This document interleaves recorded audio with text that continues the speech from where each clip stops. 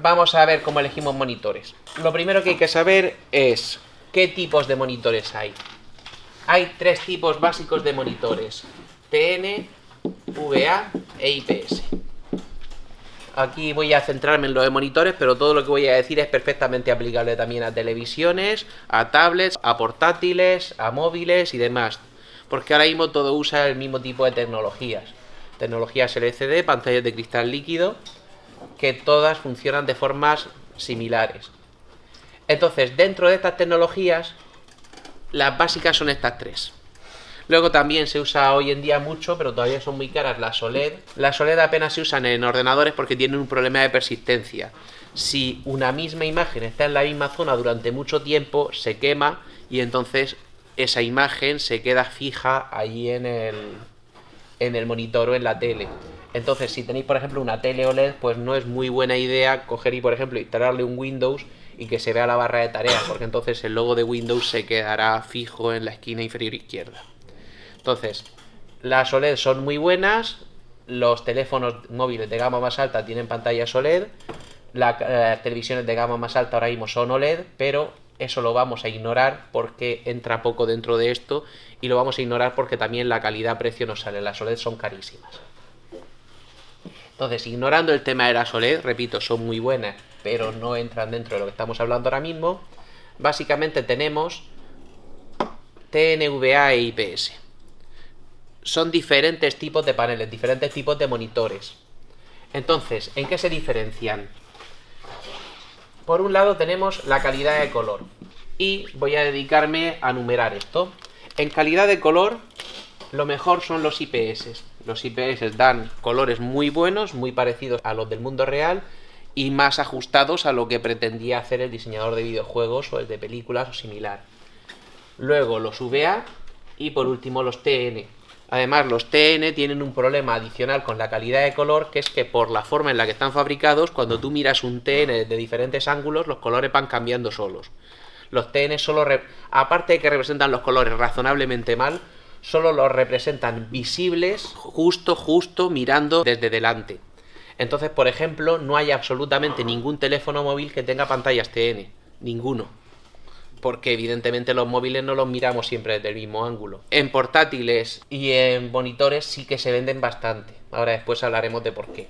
Aparte de eso, tenemos también el concepto del contraste. Por un lado está lo bien que representamos los colores, pero por otro lado está sobre todo el concepto de cómo de buenos son los negros. Aquí lo peor son los IPS. Los IPS tienen una cosa que se llama el IPS Glow, el brillo de los IPS, que hace que los negros sean más bien grises. Y eso tiene sus inconvenientes. Los VA son los mejores a ese respecto y los TN pues ni fu ni fa. Voy a ir poniendo el mejor en cada cosa así con un círculo y se ve mejor. ¿De acuerdo? Luego, en cualquier monitor que quieras usar para videojuegos hay un concepto muy interesante y muy importante que es el input lag, el lag de entrada. ¿De acuerdo? Esto se confunde muchas veces con los tiempos de respuesta. De los tiempos de respuesta no voy a hablar. El tiempo de respuesta es el tiempo que tarda un monitor en cambiar de un color a otro. Y normalmente los fabricantes te dicen el tiempo de respuesta de gris a gris. O sea, como el tiempo que tarda el monitor en coger un gris y cambiar ese gris por otro gris ligeramente distinto. Eso evidentemente nos importa tres pepinos. A nadie le importa lo que tarda un monitor en moverse de un gris a otro gris. Pero incluso aunque fuera el tiempo de respuesta de negro a blanco, eso tiene que ver con cómo cambia el monitor, eso es menos importante. La medida de tiempo de respuesta más interesante es el lag de entrada o input lag. Eso tiene que ver con lo que hablábamos el otro día de la latencia, y esto tiene que ver con cuando yo cojo y hago algo en el ordenador, cuánto tarda la pantalla en mostrarlo. Si os ponéis a buscar información sobre el input lag, por ejemplo, los mandos de videojuegos tienen input lag, sobre todo los inalámbricos. Evidentemente los otros, si van conectados por cable, pues van a la velocidad de la luz y no hay mucho lag del que hablar, salvo que esté el mando increíblemente mal hecho. Pero cuando tú pulsas un botón en un mando, pues si el mando es inalámbrico, tiene que gestionarse con una señal de radio, con un Bluetooth, tiene que hablar con la consola o con el ordenador, y entonces el ordenador se entera.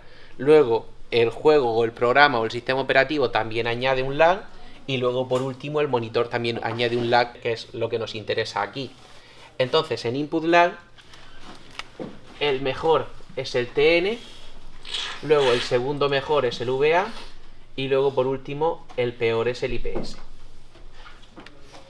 vamos teniendo más información. Entonces, claro, todo esto empezamos a ver, depende de para qué se use.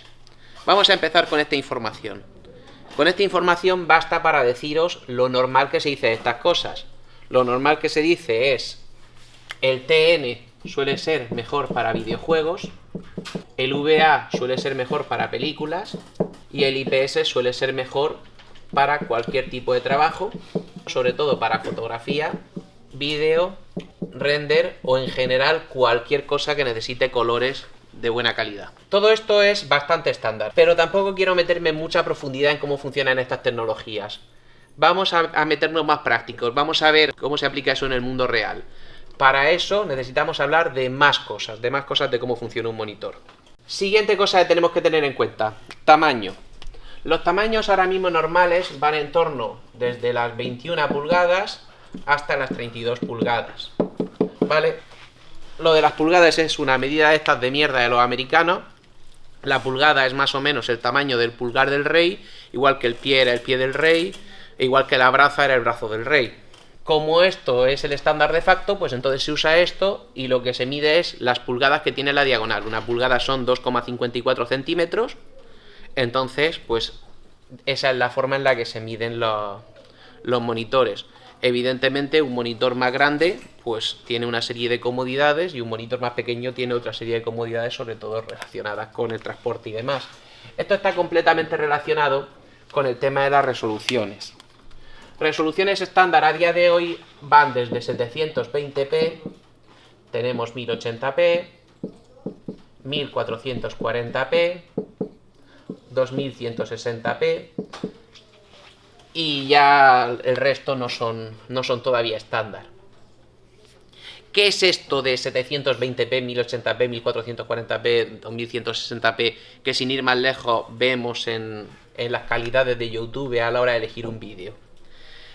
720p lo que se refiere normalmente es a la resolución de 1280 por 720, 1080p a 1920 por 1080, 1440p a 2560 por 1440 y 2160p a 3840 por 2160.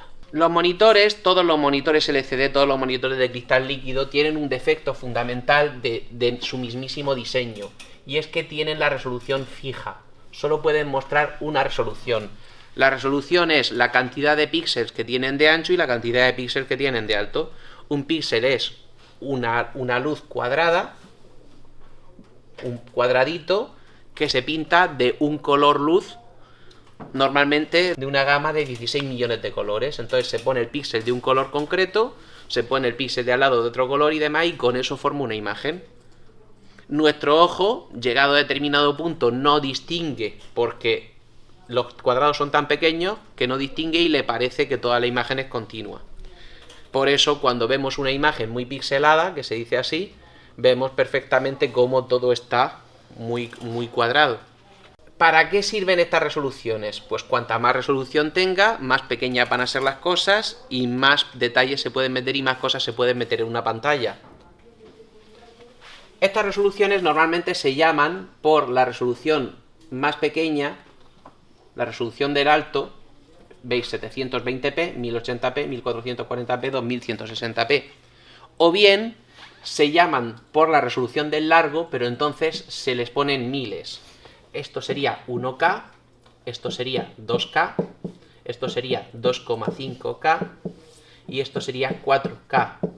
Por alguna razón, de estas cosas las más usadas son lo de 720p, 1080p, esto se ha dicho mucho, 1440p y 2160p no se ha dicho tanto, y ahora por alguna razón, en lugar de llamar a la resolución esta 2160p, se la ha llamado 4K. Por marketing han pensado que sonaba mejor o sonaba a una revolución más grande, pero si os vais ahora mismo es súper normal, en monitores no tanto, pero las teles 4K son súper estándar y están súper bien de precio.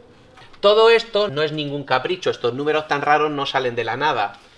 Si tú multiplicas 1280 por 720, esto sale un megapíxel, 1.000.000 de píxeles. Esto sale 2 millones de píxeles, esto sale 4 millones de píxeles y esto sale 8 millones de píxeles. Y cuando se estandarice 8K serán 16, no, 32 millones de píxeles, pero el 8K todavía le falta un tiempo. ¿Vale? Fijaos que aquí por fin sí tenemos ya lo del 2x2x2x de la informática. Entonces ya entendemos mejor por qué se han estandarizado estas resoluciones, porque cada una necesita el doble de tamaño que la anterior. Y entonces conforme van avanzando los buses y conforme van mejorando las formas de transmitirle cosas a los monitores, podemos tener resoluciones más altas. Pero normalmente no van siendo un poquito más altas, sino que siempre va siendo el doble de grande, el doble de grande, el doble de grande. De 1 megapíxel pasamos a 2 megapíxeles, de 2 a 4 y de 4 a 8. Ahora mismo lo más estándar está en torno al 1080p. Si os vais, por ejemplo, a videojuegos, pues eso, los monitores 1080p se venden muchísimo. Y los juegos, pues hay juegos que van a 4K, por supuesto que los hay, pero también hay juegos que van todavía a 720p. Entonces el punto medio, el estándar ahora mismo en 2019 estaría en 1080p, quizá se podría decir que quizá estaría más cerca de 1440p, según a quien le preguntes, pero esto es el rango más o menos. La resolución tiene muchísimo que ver con el tamaño, porque llevad cuidado, por ejemplo, con ponerle un monitor 4K de 24 pulgadas a un ordenador, porque entonces los píxeles son tan pequeños que lo que tiene que hacer es aumentar el tamaño de la interfaz de Windows, porque si no es completamente ilegible. Y eso tiene su problema. ¿Eso quiere decir que no hay que llegado a determinado punto no necesitamos más resolución? Por Dios, no. No se trata de eso. Más resolución siempre es buena para la compatibilidad con resoluciones más pequeñas. Porque el problema que tiene el tema de las resoluciones fijas, cuando tú tienes una resolución fija y todas las pantallas de cristal líquido, todas ellas la tienen, ninguna tiene resolución variable, ninguna, todas tienen resolución fija, lo que pasa es que tú tienes una matriz de píxeles que tiene un tamaño exacto, ¿de acuerdo? Entonces, por ejemplo, supongamos que esto es la matriz de píxeles de un monitor que es 1440p. Un monitor 2,5K. Entonces lo que pasa es, si yo me pongo a reproducir una imagen 1440p, sale exacta. En cada píxel meto un píxel de color y sale exacto. Si yo me pongo a meter una imagen 720p es exactamente la mitad de ancho y la mitad de alto que 1440p. ¿De acuerdo? Entonces, si yo me pongo a hacer una imagen 720p, lo que pasa es esto, que cada píxel ocupa exactamente 4 píxeles de la pantalla. Y por tanto sale todo perfectamente definido y con el color y los píxeles perfectamente. Pero cuando tenemos una resolución que no es un múltiplo exacto, si yo por ejemplo tengo una pantalla 1440p y me pongo a representar una imagen 1080p, lo que pasa es que yo me pongo a dibujar píxeles 1080p y ocupan aproximadamente 1,5 píxeles de alto. Entonces, recordad que esto, lo rojo sería como tiene que dibujar los píxeles el juego, o el escritorio, o lo que sea. Pero lo negro es como puede representar los píxeles la pantalla. Entonces, si por ejemplo, este píxel de aquí que quiero dibujar es negro y este píxel de aquí que quiero dibujar es blanco, está clarísimo que si esto es blanco, este píxel aquí de la pantalla que está cubierto entero de blanco, este será blanco. Este píxel aquí que está cubierto entero del negro será negro. Pero ¿qué hago con este píxel de la pantalla que tendría que meterle la mitad de abajo blanca y la mitad de arriba negra? Lo único que puedo hacer es ponerlo un gris. Tendría que ponerlo un gris aproximado. Pero eso ya hace que la imagen que tenía unos píxeles exactos y que tenía unos colores de píxeles exactos, la pantalla no puede reproducirlo exactamente así. Eso se llama interpolación. Y eso hace que las imágenes se vean borrosas. ¿De acuerdo? Entonces, llevad cuidado con eso. Entonces, lo que tiene de bueno que las pantallas cada vez tengan más resolución es que como cada vez los píxeles son más pequeños, cada vez la interpolación se nota menos. Y entonces las pantallas que tienen muchísima resolución son mucho mejores reproduciendo resoluciones más pequeñas o emulando resoluciones antiguas o los típicos videojuegos que tenían arte píxel, que tenían imágenes muy pixeladas y que eso da una imagen muy concreta y una reproducción muy concreta. Además es bastante interesante porque es el único tipo de arte que ha salido exclusivamente de los ordenadores y de los videojuegos.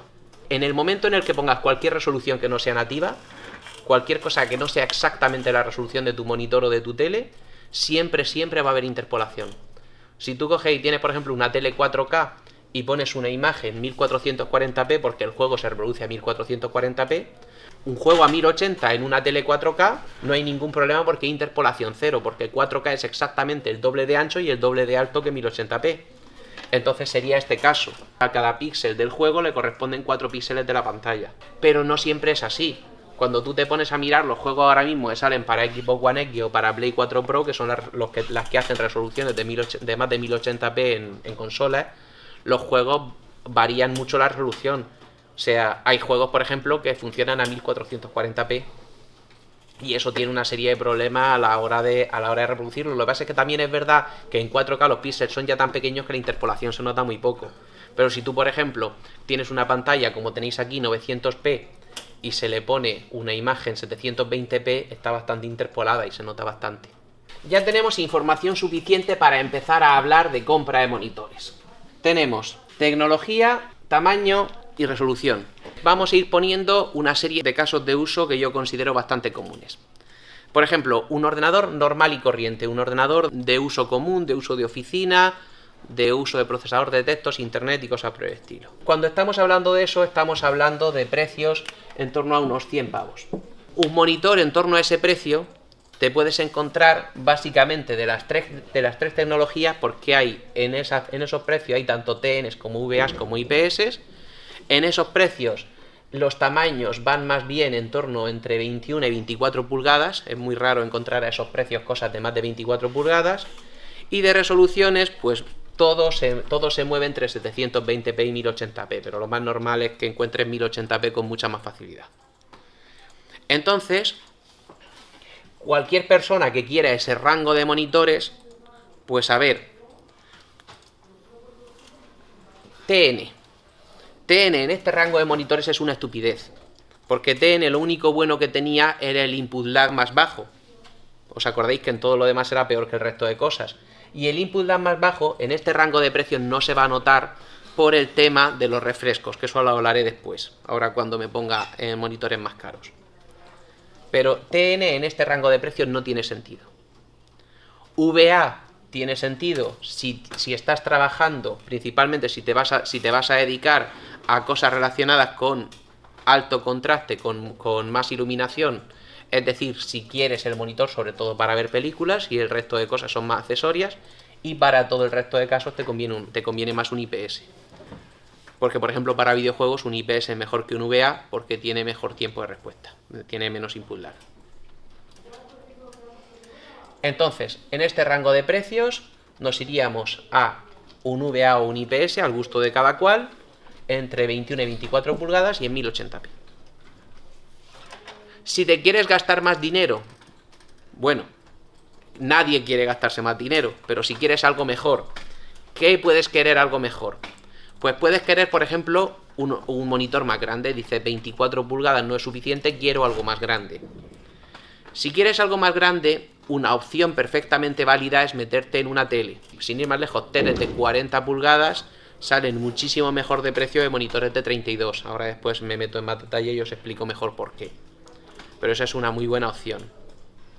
Y otra vez vamos en ¿para qué quieres eso? ¿Para qué quieres el monitor más grande? Pues volvemos otra vez a lo mismo. Si quieres ver películas te puedes ir a VA, aunque hay también buenas razones para irte a IPS, todo depende si le das más importancia al contraste o a la calidad de color. Y desde luego en teles jamás os vayáis a TN, es una idea absolutamente pésima. Entonces, todo el rato estoy diciendo que TN no, TN no, TN no. ¿Cuándo hay una razón para decir TN sí? Para eso tenemos que irnos a las frecuencias de refresco. La frecuencia de refresco, quitemos una cosa de en medio. La frecuencia de refresco solo es para videojuegos. Cuando te pones a trabajar o a editar vídeo de básicamente cualquier tipo y demás, un monitor de 60 Hz, que son los estándares, te vale perfectamente. Lo que pasa es que, como hablábamos el otro día, un monitor de 60 Hz tiene una serie de problemas a la hora de reproducir videojuegos relacionados o con el tethering o con el stuttering.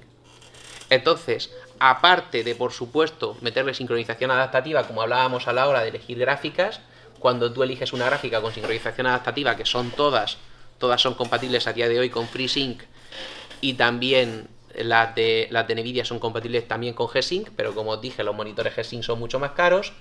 Pero además de que soporte sincronización adaptativa, también viene bien que soporte FPS más altos, y para que soporten FPS más altos de 60 FPS, el monitor tiene que refrescar más de 60 veces por segundo. Y por eso hay un rango de refrescos hasta 240 Hz. Entonces, aquí es donde los TNs destacan. Los TNs de refrescos altos son sistemáticamente más baratos que los VAs y los IPS, y además en los refrescos más altos, por ejemplo de 240 Hz, no existen ni VAs ni IPS, solo existen TNs. Entonces ya tenemos el primer caso de uso en el que sí es recomendable TN. La gente que se dedica a jugar de forma competitiva, por ejemplo la gente que se gana la vida jugando al Counter-Strike, que existe por supuesto y se ganan bastante bien la vida, lo que pasa es que evidentemente poca gente, esa gente le conviene tener un monitor TN que soporte FreeSync o G-Sync y que tenga un refresco lo suficientemente alto como para que él note la diferencia. ¿Se nota la diferencia? Depende completamente de lo entrenado que tenga el ojo cada uno. Pero lo buenísimo que tiene que los hercios sean más altos es lo mismo que hablábamos antes de las resoluciones interpoladas. Incluso aunque llegáramos al punto en el que ya no podemos ver la diferencia entre más hercios, es bueno que la tecnología siga avanzando, porque cuantos más hercios haya y cuantas más veces refresque por segundo el monitor la información, más compatible es con hercios más bajos. Exactamente lo mismo que hablábamos antes de la interpolación de resoluciones, pues lo mismo pasa para las frecuencias de refresco. Pero evidentemente, a diferencia de la interpolación, aquí tenemos una solución mejor, que es la sincronización adaptativa. Entonces, si os importa esto, lo más mínimo, lo primerísimo es que tenga FreeSync o G-Sync, y lo segundo es ver cada uno cuánto puede distinguir de estas frecuencias de refresco y cuánto le interesa asegurarse de que los tiempos de respuesta sean cortos y que las frecuencias de refresco sean altas. Y repito, aquí sí tiene sentido el TN, porque en estos refrescos tan altos el input lag muy bajo es muchísimo más importante, porque un input lag normal y corriente se mueve entre los 3 milisegundos, 20 milisegundos, 30 milisegundos, y un input lag, por ejemplo, normalote, es eso, 20 milisegundos, 15 milisegundos, cosas así. Pero la cuenta es muy fácil. Si yo tengo 60 Hz, entre refresco y refresco de la pantalla pasan 1000 milisegundos partido por 60. 1000 partido por 60 son 16,6 periodo milisegundos. Eso es el tiempo que pasa entre que un monitor de 60 Hz refresca la imagen una vez y la refresca otra vez. Entonces, cualquier input lag que esté por encima de esto significa que desde que yo quiero mostrar la imagen hasta que la muestro pasa más de un frame. Con lo cual podemos dar por hecho que el juego está retrasado un frame entero a partir de los 16 milisegundos. Entonces, el tema es, si yo me voy por ejemplo a 100 Hz, en 100 Hz, pues 1000 entre 100 son evidentemente 10 milisegundos. Entonces, un monitor de 100 Hz, para que valga algo, necesita una frecuencia de refresco inferior, un input lag inferior al de uno de 60 Hz. Porque ahora un refresco de la pantalla tarda 10 milisegundos en vez de 16. Lo que quiere decir que un input lag de 15 aquí es aceptable, pero aquí no. Porque aquí es menos de un frame y aquí es un frame y medio. Y dice, bueno, pero el input lag sigue siendo el mismo. Ya, pero entonces, si no te importa un input lag de 15, no hace falta que te compres un monitor de 100 Hz. Y ya conforme nos vamos yendo para abajo, pues más todavía. En 200 Hz ya estamos en 5 milisegundos. Entonces, un input lag de más de 5 milisegundos en un monitor de 200 Hz es inaceptable. Entonces, volvemos a lo de los precios. Habíamos dicho, en torno a 100 euros de uso general, estamos hablando de un VA o un IPS. Y estamos hablando de un monitor en torno a 24 pulgadas, 1080p. Esto es básicamente lo que podemos decir que es el mínimo aceptable a día de hoy. Cualquier cosa que compres por debajo de eso, pues sí, a ver, te puedes ahorrar un dinero, pero estamos ya hablando de cosas de bastante peor calidad y la relación calidad-precio no acompaña. Si con eso no basta, si dices quiero un monitor más grande, las razones serían, o decir, quiero más grande, o quiero mejor color, o quiero mejor refresco para videojuegos. Si te quieres ir a más grande y lo prioritario sería que fuera más grande, lo más sencillo es irse a una tele. Que teles también hay VAs e IPS. De hecho, básicamente no se fabrican teles TN. Y lo único que hay que llevar un poquito de cuidado es cómo manda la información la tele a través de HDMI. Eso es la compresión de color. Simplemente tenéis que buscar que sea compresión de color 444. Si queréis que sea de mejor color, entonces hay que irse a un IPS de gama más alta, normalmente paneles de 10 bits o paneles que soportan más del espectro RGB, no me voy a meter en eso, es muy específico, pero si lo importante es que sea mejor color, directamente un IPS de gama más alta. Y si quieres mejor refresco, aquí ya depende de cómo te estés moviendo en el precio. Si quieres mejor refresco, los VA hay que descartarlos, porque los VA tienen un input lag muy malo. Se pueden comprar, por ejemplo, con normalidad monitores de 144 Hz IPS y funcionan bastante bien y con input lag bastante bajos, pero son bastante más caros que los TN. Entonces ahí ya entramos en OTN o IPS y además, evidentemente, para mejor refresco nos tenemos que meter en que tenga FreeSync, porque ya dijimos que la relación calidad-precio del G-Sync ahora mismo no acompaña y ahora mismo todas las tarjetas gráficas de Nvidia que se pueden comprar con normalidad a día de hoy soportan FreeSync, así que ¿para qué vamos a comprar un monitor G-Sync? Y además nos interesa que sea un monitor bien de hercios que menos que 100 hercios. Hay más casos específicos, pero estos tres serían lo más normal. Más cosas que hace falta saber. Nos viene bien conocer lo que es el HDR y lo que es el LFC. Empecemos por el HDR, súper interesante. HDR significa High Dynamic Range. Y el HDR es una tecnología para películas y videojuegos para que se puedan ver con más colores. ¿De qué estoy hablando? Si os he dicho antes que el IPS tiene, por ejemplo, muchísima calidad de color, ¿de qué estoy hablando con más colores? Lo que se hace en el HDR, por ejemplo, lo más sencillo de explicar sería eso, el IPS. Hoy en día todos los monitores, quitando los OLED, que no se retroiluminan, sino que se ilumina píxel por píxel, todos los monitores que sean TFT o LCDs tienen retroiluminación LED. LED, Light Emitting Diode, diodo que emite luz. Lo de LED no es una tecnología de pantallas, eso es un engaño publicitario. LED es simplemente unas lucecitas muy pequeñas que consumen muy poquito, por eso también hay bombillas LED, que retroiluminan una pantalla, porque las pantallas normales no emiten luz, entonces necesitan una luz detrás para que nosotros lo podamos ver con comodidad. Solo existió una cosa que llevaba pantalla y se vendió con normalidad con pantalla TFT sin retroiluminar, que fue la primera Game Boy Advance. Pues esa primera Game Boy Advance, la que era así color lila tal, esa primera Game Boy Advance se veía horriblemente mal porque no estaba retroiluminada. Luego cuando sacaron la SP esta que se doblaba, esa sí estaba retroiluminada. Ahí hizo Nintendo una locura y una absurdez. Todo lo demás siempre está retroiluminado. Antes se retroiluminaban con fluorescentes, que lo llamaban retroiluminación CFFL, pero hace ya muchísimos años que no se hace esa barbaridad y se retroiluminan con LEDs.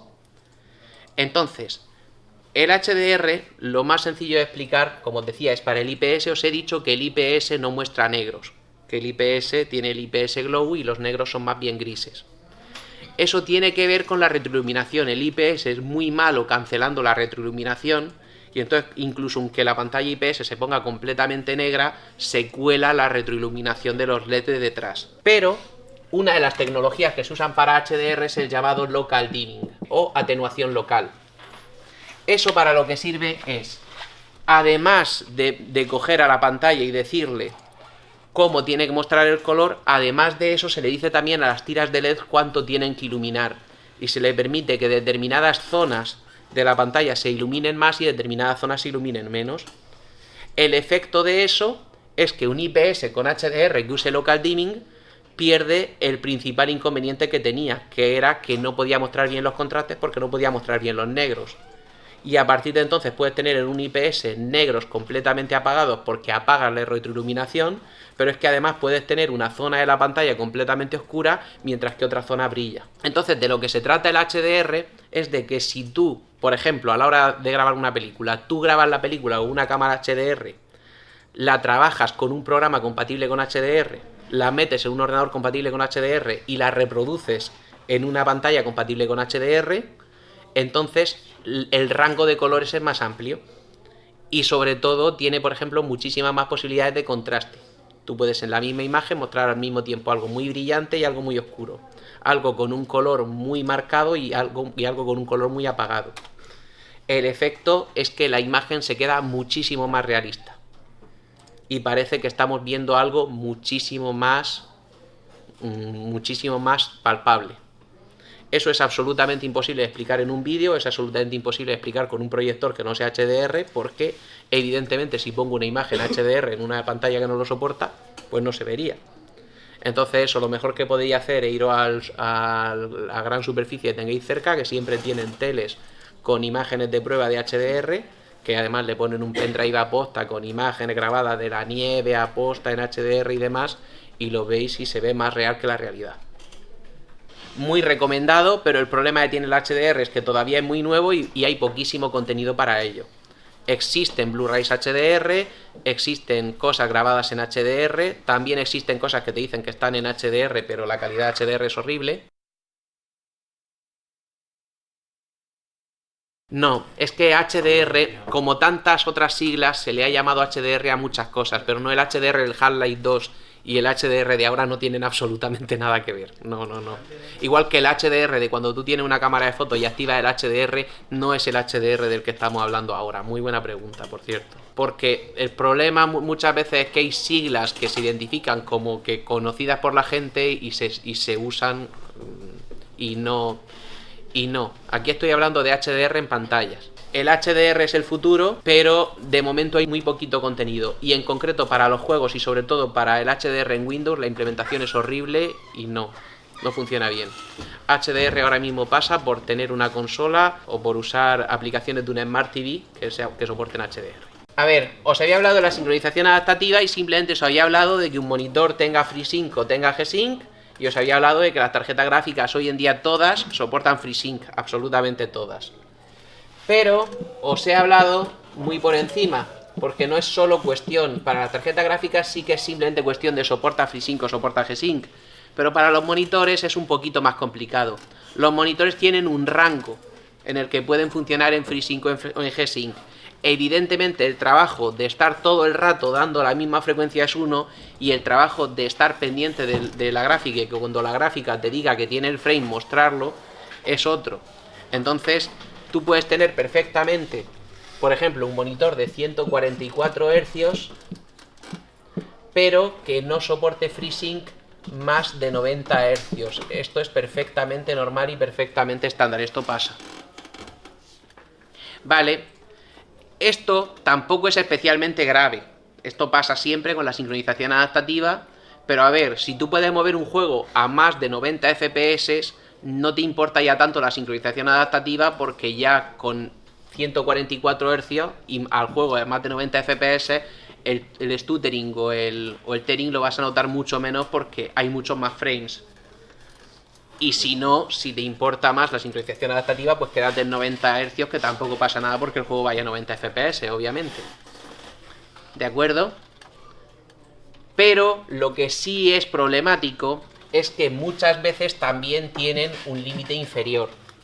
Por ejemplo, tú puedes tener un monitor de 144 Hz, pero que solo tenga FreeSync en el rango entre 30 y 90 Hz. Eso sí que es un problema, porque si estábamos hablando que lo bueno que tiene la sincronización adaptativa es que el juego va fluido, incluso aunque baje los frames, en este monitor, por ejemplo, con estas características, el juego iría fluido mientras el juego vaya entre 30 y 90 FPS, pero como vaya en un momento a 29, pasa a mostrar o stuttering o tearing.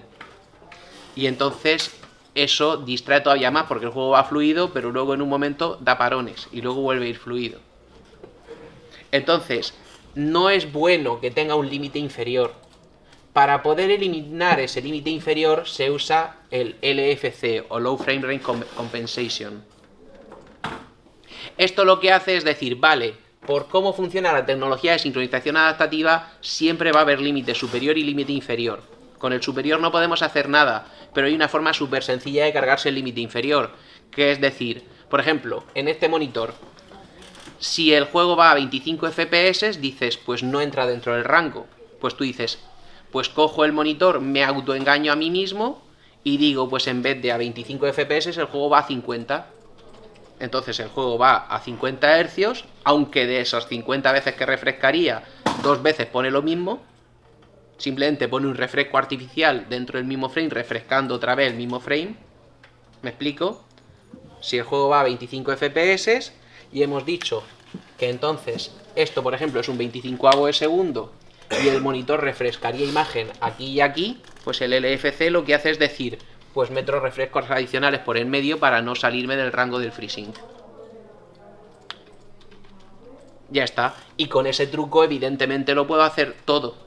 Si el juego baja a 20 FPS, pues que digo que vaya a 40 Hz. Dices que baja a 10, pues cojo y digo, pues venga, pues lo multiplico por 3 y que vaya a 30 Hz.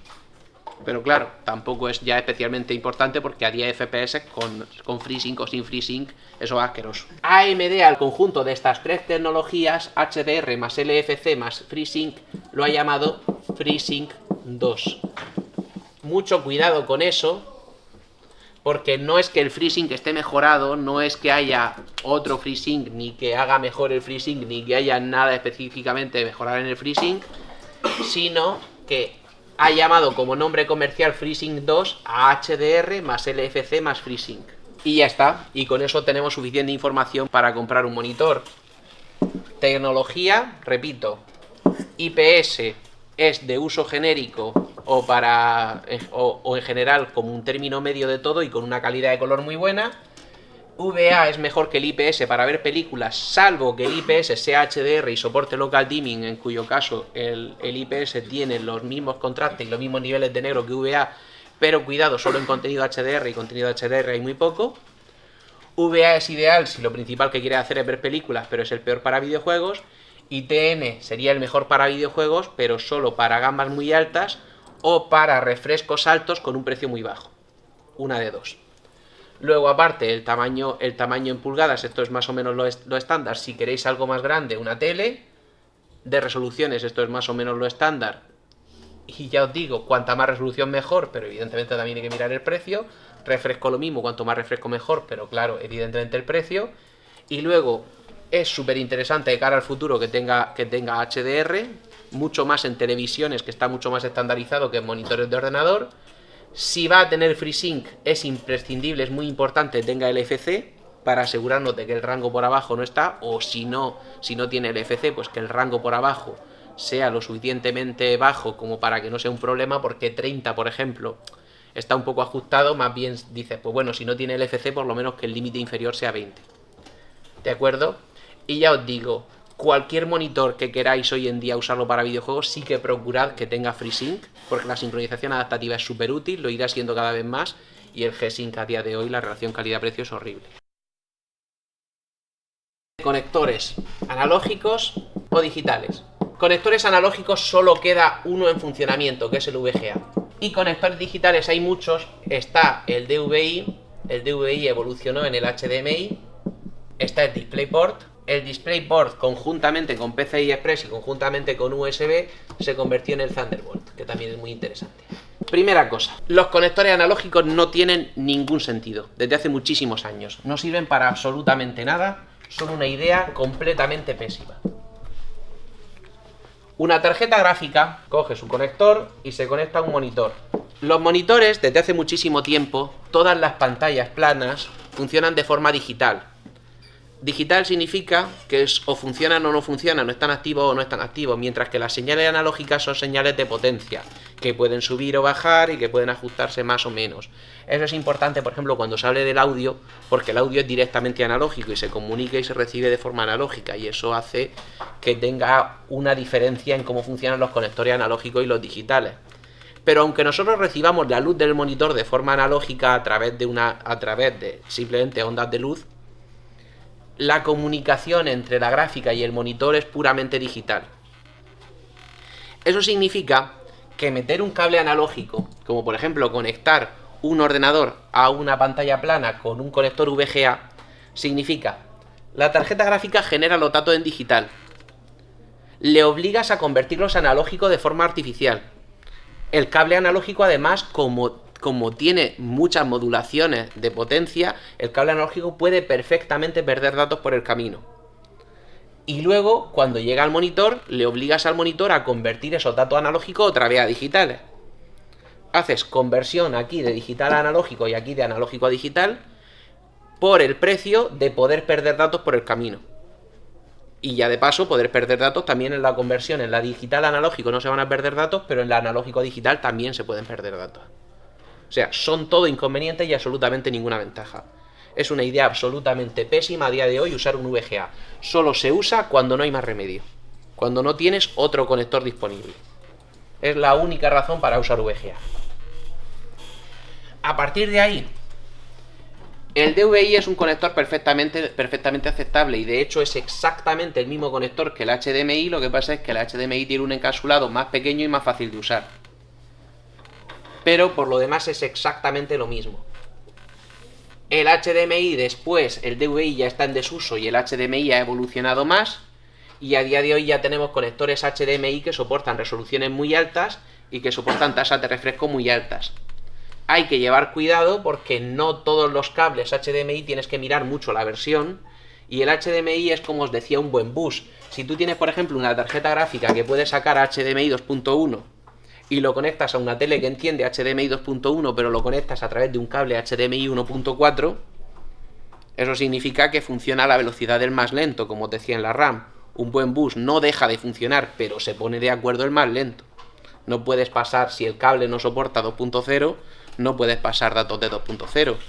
El HDMI 2.0 es el que da resoluciones de 4K, lo que quiere decir que si conectas con un cable más bajo, pues no podrás ver la salida de la gráfica en 4K en la tele, porque el cable no lo permite. ¿Vale? El DisplayPort es menos conocido que el HDMI, es un estándar mejor que el HDMI, es un estándar libre basado en el protocolo BESA. El DisplayPort está bastante más avanzado que el HDMI y en general, si podéis elegir entre conectar un monitor a una gráfica sin más información, si solo tenéis información del cable, siempre tenéis que preferir conectarlo por DisplayPort que por HDMI, porque un cable DisplayPort del mismo día que un cable HDMI está más avanzado. Y de hecho, por ejemplo, el G-Sync o la compatibilidad G-Sync con FreeSync no funciona por HDMI, tienes que usar DisplayPort. Y si quieres que, por ejemplo, hacer funcionar un monitor 4K a más de 100 Hz, necesitas un DisplayPort porque el HDMI todavía no es compatible. ¿De acuerdo? Es una cuestión de ancho de banda. O sea, el DisplayPort es más avanzado y por tanto puede mandar más cosas por segundo. Y si tú tienes que llenar muchísimos píxeles y encima de todo tienes que rellenarlo muchas veces por segundo, necesitas muchísimo ancho de banda. Es tan sencillo como eso. ¿De acuerdo? Bueno, pues el próximo día placas base.